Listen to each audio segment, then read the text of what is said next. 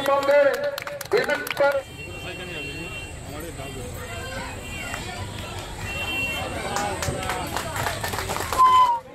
মূর্তি উন্মোচন করবেন ডক্টর শুভেন্দু। আপনারা আসুন, আমাদের মধ্যে এসে উপস্থিত হয়েছেন সম্মানীয় শুভেন্দু অধিকারী।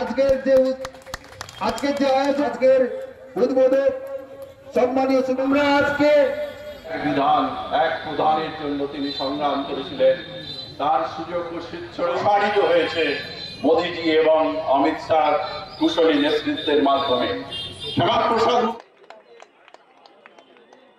সম্মানীয় এরপরে যারা কুপন নিয়ে আজকে তো পশ্চিমবঙ্গে সরকারি শিক্ষা ব্যবস্থা তুলে দিয়েছেন বর্তমান রাজ্যের সরকার। গত এক বছরে সরকার নোটিফিকেশন দিয়ে কত বিদ্যালয় বন্ধ করেছে জানেন? ৮,২০০ প্রাইমারি, আপার প্রাইমারি, হাই।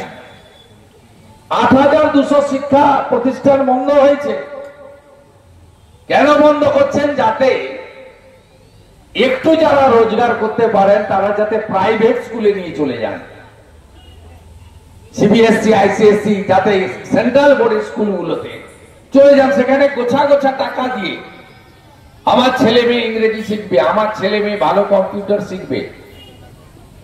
তাই আজকে স্কুলগুলো কার্যত ফাঁকা, নিরুপায় যারা, যাদের কিছু করার নেই, অর্থ নেই, তারা পড়ে আছে কেবলমাত্র আমাদের স্কুলে।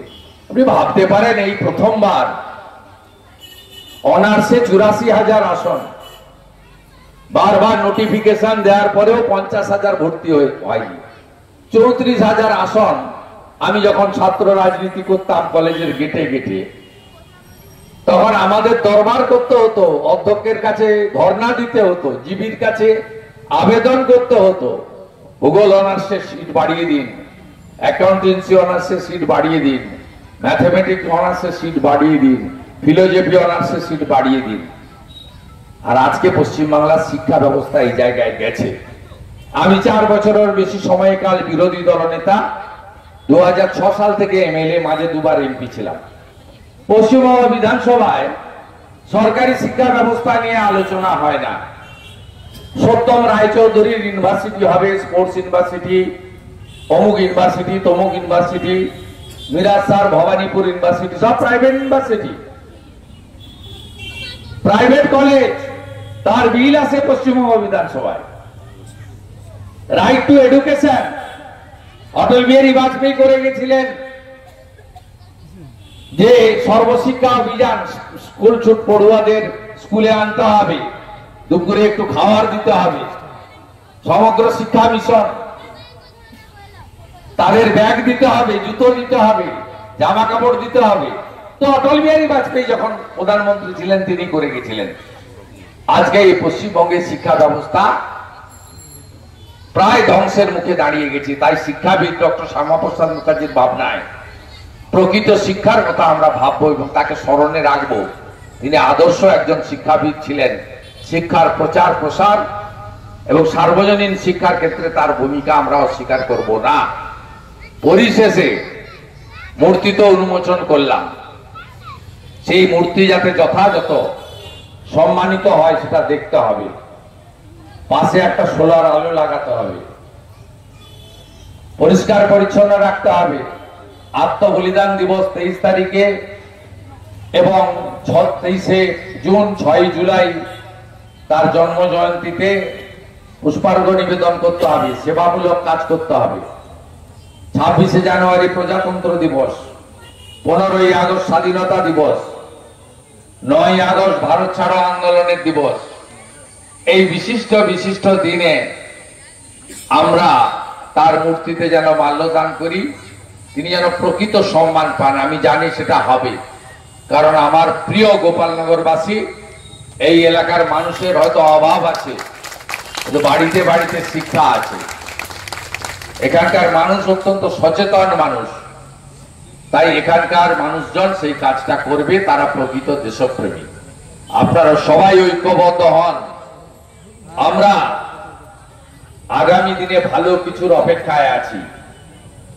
আমরা স্কুলে স্কুলে এপাং ওপাং ঝপাং আমরা সবাই ড্যাং ড্যাং।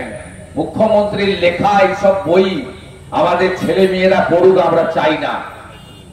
আমরা চাই স্কুলে স্কুলে ডক্টর শ্যামাপ্রসাদ মুখার্জিদের মতো, ক্ষুদিরাম বসুদের মতো, মাতঙ্গী হাজরাদের মতো, বিনয় বাদল দীনেশদের মতো এদের আত্মজীবনী সংগ্রাম পড়ানো হোক।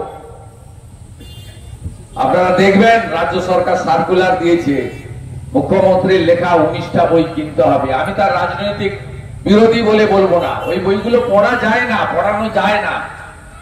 কোনোটায় লেখা আছে পাং উপাং ঝোপাং, কোনোটায় লেখা আছে হাম্বা রাম্বা কাম্বা গাম্বা। এগুলো পড়ানো যায় না, ছেলে মেয়েদের ক্ষতি হয়ে যাবে। ডক্টর শ্যামাপ্রসাদ মুখার্জির জীবনী পড়াতে হবে, তার আদর্শ পড়াতে হবে, তার অতীত জানাতে হবে নতুন প্রজন্মকে।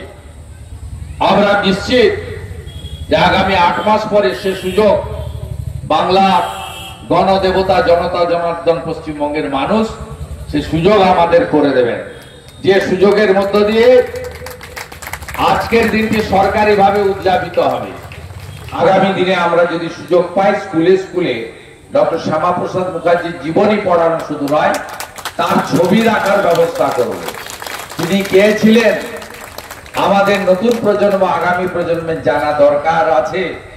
বাঙালি হিন্দুদের হোমল্যান্ড দিয়ে গেছেন ডক্টর শ্যামাপ্রসাদ মুখার্জি, তাকে আমরা বাঙালি হিন্দুরা কোনোদিন যেন ভুলতে না পারি, এই প্রার্থনার সাথে আপনাদের সকলকে শুভেচ্ছা অভিনন্দন জানিয়ে অনেকদিন পরে এখানে গোপালনগরে এলাম আমি। আপনারা সবাই ভালো থাকবেন। এই জায়গা আমার হাতের তালু। 2004 সাল থেকে আমি এই এলাকায় যাতায়াত করি। একবারে যশার থেকে শুরু করে একদম আমাদের নদী রূপনারায়ণের বাঁধ দেনান পর্যন্ত আমার পুরো জায়গা হাতের তালু। প্রতিটা গ্রাম চেনা, প্রত্যেককে আমি চিনি, প্রত্যেকে যে যেই রাজনীতি করুন না কেন সবাইকে আমি জানি। এবং কোলাঘাটে সত্যিকারে এখনো পূর্ব পাঁশকুড়ার এই এলাকায় ভদ্রতা, শিষ্টাচার, নম্রতা সবকিছুই আছে। এই এলাকার কাছে অনেক কিছু শেখার আছে।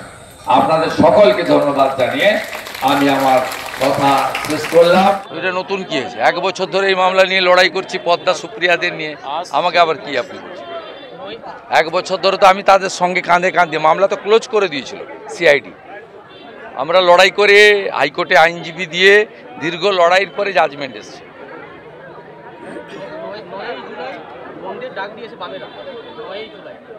ওরা আছে নাকি কোথাও? শুধু হিন্দু ভোট কাটার জন্য আছে, তৃণমূলের বি টিম। একদম একদম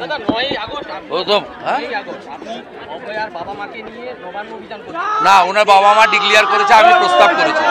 আমি সকালে বলেছি ভাই আমরা ওখানে কর্মসূচি নেব, ওনার বাবা মা আহ্বান করেছেন, আমরা সবাই যাব, আপনিও আসুন নাগরিক হিসেবে, পতাকা থাকবেন। সেদিনই অভয়া মঞ্চ অভয়ার মা বাবাকে নিয়ে কালীঘাট চলার ডাক দিয়েছে। সেদিনই অভয়ার বাবা কালকে ডিক্লেয়ার ওনারা করেছেন, ওনারাই বলতে পারবেন। ওনার বাবা মা কালকে প্রোগ্রাম ডিক্লেয়ার করেছেন, আপনি উত্তরটা ওনার বাবা মার কাছ থেকে নেবেন। ওনারা দুটো প্রোগ্রাম ডিক্লেয়ার করেছেন, নবান্ন অভিযান এবং 14ই আগস্ট রাত জাগার অভিযান। তো এটা ওনারাই ঘোষণা করেছেন। এই ব্যাপারে যদি সিপিএম গুলানোর রাজনীতি যদি করে চেষ্টা করে, এর আগেও আন্দোলনটা শেষ করেছে সিপিএমের লোকেরা, তাহলে এর উত্তরটা ওনার বাবা মাকে দিতে হবে। কর্মসূচি উনি ঘোষণা করেছেন, কর্মসূচি উনি হবে। 27 আগস্ট ওরা ছিল না, তাতে কর্মসূচি আটকায়নি, জোরদার হয়েছে। দুপুর 12টা থেকে সন্ধ্যা 6টা পর্যন্ত মমতাকে আটকে রেখেছিলাম নবান্নতে। 27 আগস্ট 2024 আর এবারে 9ই আগস্ট 2025 মমতাকে আগের দিন রাত্রে ঢুকতে হবে আর ওই দিন সারা রাত্রি থাকতে হবে, বেরোতে দেব না।